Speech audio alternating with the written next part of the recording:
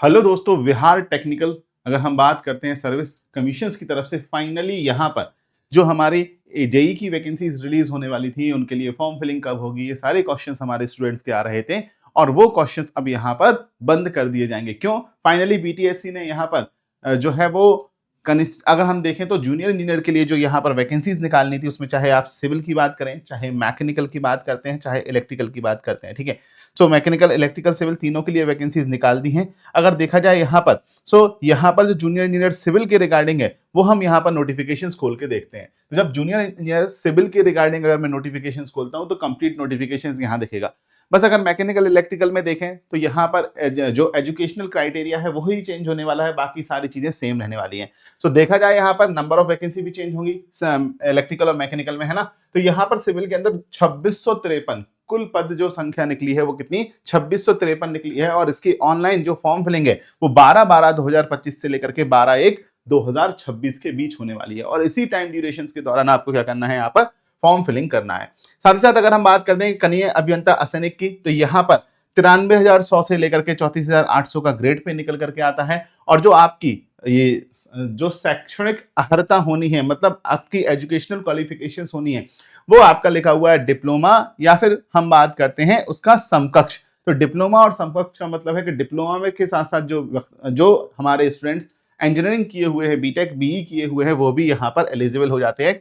But conditions ये रखी गई है, कोई भी डिस्टेंस मोड का कोर्स नहीं होना चाहिए, सारे ही रेगुलर मोड के कोर्स यहाँ पर निकल करके आने चाहिए। ठीक है। अगेन मैं बात करूंगा यहाँ पर, अगर यहाँ पर देखते हैं यहाँ पर जो निकल करके आता है कि यहाँ पर जो यहाँ पर दिया गया है कि यहाँ पर हम बात करते हैं जो टोटल वैकेंसी दे दी गई है उसमें यह भी बोला गया है कि बिहार राज्य के मूलवासी महिलाओं हेतु 35% शैक्षिक आरक्षण सहित लिया गया है।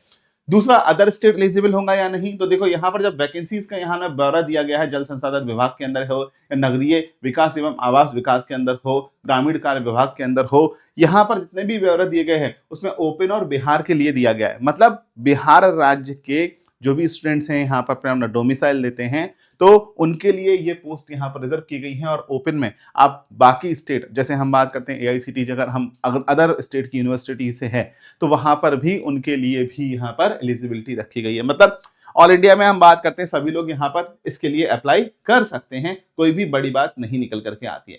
देन मैं बात करूंगा यहाँ पर कि 40% बिहार से मतलब क्या है वो भी यहाँ पर मेंशन किया है और 60% यहाँ पर ओपन में है, हम बात करते हैं उसके लिए भी यहाँ पर पूरा का पूरा दिया गया है। अगर हम देखा जाए तो यहाँ पर आयु सीमा की गणना कर लेते हैं तो आयु सीमा की गणना जो होती है वो 1/8/2025 से होनी है और मिनिमम आयु सीमा जो है वो 18 वर्ष होगी और अगर हम अधिकतर आयु सीमा की बात करते हैं तो 37 वर्ष निकल करके आती है, जो कि अनारक्षित में होती है, मतलब अनरिजर्व कैटेगरी में निकल के आती है। अनरिजर्व महिला कैटेगरी में अगर हम बात करते हैं तो 40 साल होगी। पिछड़ा वर्ग अत्यंत पिछड़ा वर्ग पुरुष महिला 40 वर्ष, अनुसूचित जाति अनुसूचित जनजाति पुरुष महिला 42 वर्ष। मतलब देखो यहाँ पर अगर हम देखें तो वही जो रिजर्वेशंस है बिहार के ही कैंडिडेट हैं उनके लिए यहाँ पर वो आयु सीमा में छूट मिल जाएगी अगर हम बात करेंगे यहाँ पर देखा जाए उनके डॉक्यूमेंट के अकॉर्डिंगली। साथ ही साथ जो भी आयु होगी वो गणना आपकी 10th की मार्कशीट के अकॉर्डिंग की जाने वाली है। 10th की मार्कशीट सभी जगह यही होता है, तो इसके लिए कोई बड़ी बात यहाँ पर निकल करके नहीं आ रही है। ठीक है। अगेन हम बात करते हैं यहाँ पर कि जो जन्म तिथि के आधार पर 60 वर्ष से अधिक आयु के अभ्यर्थियों को अंतिम रूप से चयनित नहीं किया जा सकेगा। सो वो तो उन्होंने पहले बोल दिया, अधिकतम आयु सीमा को लिमिटेड करके। ठीक है। आरक्षण की बात करें तो आरक्षण उनका जो भी है वो यहाँ पर आपको आरक्षण के अकॉर्डिंग भी वैकेंसी दे दी गई है और बाकी यहाँ पर बिहार के मूल निवासी के लिए हम बात करें स्थायी निवास बिहार राज्य में, अर्थात ठीक है आरक्षण का लाभ उन्हीं को मिलेगा जिनका स्थायी निवास बिहार राज्य के अंदर निकल करके आ रहा है। अगेन हम बात करेंगे यहाँ पर जो निकल करके आ रहा है तो ये सारे आपको प्रमाण पत्र यहाँ पर देने हैं। कई सारे बच्चे पूछते हैं non creamy layer, creamy layer, तो उसके रिगार्डिंग ही बिल्कुल बिल्कुल यहाँ पर बोला गया है। अगर आपको यहाँ पर कोई हेल्प चाहिए तो कमेंट सेक्शन में बताना, बिल्कुल हेल्प कर दी जाएगी, है ना। बिल्कुल एक एक वर्ड टू वर्ड यहाँ पर चीजों को यहाँ पर मेंशन किया गया है कि किस तरीके से निकल करके आएगा। ठीक है। अब हम बात करते हैं यहाँ पर कि जो एग्जामिनेशंस है वो एग्जामिनेशंस किस बेसिस पे निकल करके आने वाला है। सो अगर हम एग्जामिनेशंस की बात करेंगे सारे के सारे प्रोविजन, आवेदन शुल्क देखते हैं तो आवेदन शुल्क आपका 100 रुपए होने वाला है।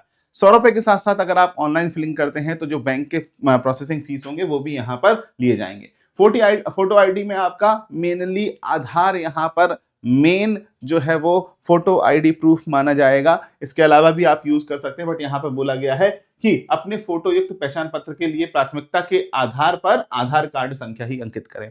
प्राथमिकता के आधार पर, ठीक है, प्रायोरिटी बेसिस पे आप आधार कार्ड ही अंकित करें। चयन की प्रक्रिया की बात करेंगे तो चयन की प्रक्रिया में आपकी लिखित परीक्षा होने वाली है, जो कि कंप्यूटर बेस्ड टेस्ट होगा आपका, और दूसरा आपका जो भी अनुभव है, मतलब एक्सपीरियंस है, उसके बेसिस पर भी आपको अंक दिए जाएंगे। तो 75% जो होगा वो आपका लिखित एग्जामिनेशन से होगा, और 25% आपका किससे होने वाला है, आपके अंक जो होगा 25% होने वाला है आपके एक्सपीरियंस के बेसिस पे। तो कुल 100 मार्क्स यहाँ पर देखने को मिलेंगे, ठीक है। कुल 100 मार्क्स का यहाँ पर कंडीशंस देखने को मिलने वाले हैं। देन मैं बात करूंगा अगर लिखित परीक्षा की, तो लिखित परीक्षा का सिलेबस क्या होगा, ये बच्चों का बहुत बड़ा क्वेश्चंस होता है। तो लिखित परीक्षा में बात करेंगे कुल अंक 100 होंगे, ठीक है। सभी प्रश्न वस्तुनिष्ठ प्रकृति के बहुविकल्पीय होंगे, जिसमें 2 घंटे की अवधि के अंदर हम बात करें 100 क्वेश्चंस यहाँ पर आपको देखने को मिल रहे हैं, ठीक है। और अगर जो कार्य अनुभव की अवधि को देखा जाए तो उसकी गणना 12/12/2025 तक ही की जाएगी, इससे ज्यादा होने पर नहीं की जाएगी, ठीक है। कार्य क्षेत्र अगर हम देखते हैं जो 100 प्रश्न आपके होने वाले हैं वो हिंदी और इंग्लिश दोनों लैंग्वेज में होने वाले हैं। अगर डिप्लोमा इन सिविल इंजीनियरिंग के अंदर देखें, 3 वर्षीय डिप्लोमा के अंदर जो सिलेबस होता है उसी सिलेबस के क्वेश्चंस यहाँ पर पूछे जाएंगे। तो सिलेबस अलग से स्पेसिफाई नहीं किया गया है, बट डिप्लोमा का जो सिलेबस है वो यहाँ पर देखने को मिल रहा होता है, ठीक है। अगेन हम बात करेंगे यहाँ पर नॉर्मलाइजेशन की प्रक्रिया अपनाते हुए तैयार किया जाएगा। मतलब अगर नंबर ऑफ शिफ्ट में एग्जामिनेशन होगा तो नॉर्मलाइजेशन भी यहाँ पर डेफिनेटली आपको देखने को मिलेगा। अगर देखा जाए तो सही के लिए हम बात करेंगे 1 अंक दिया जाएगा, गलत के लिए 0.25 जो है वो नॉर्मलाइजेशन हम बात करें -0.25 अंक दे दिया जाएगा, मतलब -0.25 आपको यहाँ पर काटा जाएगा, ठीक है। अगर इसी हम बात करेंगे इसी नॉर्मलाइजेशन के बेसिस पे आपका रिजल्ट यहाँ पर दिया जाएगा, जिसमें सामान्य वर्ग के लिए मिनिमम 40% अंक लेना, पिछड़ा वर्ग के लिए 36.5%, अत्यंत पिछड़ा वर्ग के लिए 34% और अनुसूचित जाति, अनुसूचित जनजाति, महिलाओं तथा निशक्तता से ग्रस्त दिव्यांग उम्मीदवारों के लिए 32% न्यूनतम अंक लाना जरूरी है, किसमें, लिखित परीक्षा के अंदर, ठीक है। तो ये सारी चीजें आपको यहाँ पर मेंशन की गई है, और अगर आपको किसी चीज में डाउट होता है तो कमेंट सेक्शन में बिल्कुल पूछ सकते हैं, उसके बारे में बिल्कुल हम बात करेंगे, ठीक है। सो यहाँ पर आपके डॉक्यूमेंटेशन से जब भी ऑनलाइन आप प्रक्रिया को फॉलो कर रहे हैं तो यहाँ पर पूरा डॉक्यूमेंटेशन है, ये सारी चीजें आपको देखने को मिलती हैं। अब बच्चों का मतलब ये होता है सर इसकी प्रिपरेशंस कैसे करें। अगर प्रिपरेशंस करनी है तो मैं बेस्ट तरीका बता रहा हूँ, AJE सिविल हम बात करते हैं यहाँ पर सुपर कोचिंग कोर्सेज, जो कि आज की डेट में आपको बहुत प्यारे तरीके से सस्ते में मिल रहे हैं, इसके साथ स्मार्ट बुक भी मिल रही है, ठीक है। सो इसमें हम बात करेंगे एक कोर्स के अंदर SSC हो, चाहे RRB हो, चाहे BTSC हो, चाहे DDO हो, हम बात करेंगे जितने भी एग्जामिनेशन हो सकते हैं सारे एग्जामिनेशन हैं, आने वाले एग्जामिनेशंस भी यहाँ पर इंक्लूड किए जाएंगे, उन सभी के टेक्निकल नॉन टेक्निकल कोर्सेज भी यहाँ पर आपको मिलने वाले हैं। और साथ ही साथ आपको देखा जाए यहाँ पर नंबर ऑफ क्वेश्चंस मिलने वाले हैं, प्रैक्टिस के लिए स्टडी नोट्स मिलने वाले हैं, रिवीजन के लिए, और हम बात करेंगे वो टेस्ट सीरीज जिसमें लाखों बच्चे एनरोल हैं, वो भी आपको इसी के साथ मिलने वाला है। तो आप बिल्कुल यहाँ पर एनरोल कर सकते हैं 6 मंथ PYQ बुक के साथ, 3699 में है, इतने में मत लेना। एक काम करना, यहाँ पर जाकर के कोड अप्लाई करना जिसका नाम क्या है, VAIVHAV, और वैभव कोड के अंदर जैसे ही लाओगे तो 3499 में आप यहाँ पर एनरोल कर सकते हो, ठीक है। और अगर कोई डाउट रह जाता है तो आप मेरे टेलीग्राम चैनल वैभव सर सुपर कोचिंग, ठीक है, वैभव सर सुपर कोचिंग पर भी मुझे पूछताछ कर सकते हैं, ठीक है। सो ये आपका यहाँ पर रहने वाला है। This is all about the today's class, okay. So कोई भी डाउट हो बिल्कुल यहाँ पे बताना, चैनल को सब्सक्राइब कर लीजिएगा। तब तक के लिए नमस्कार, टाटा, बाय बाय, शुक्रिया।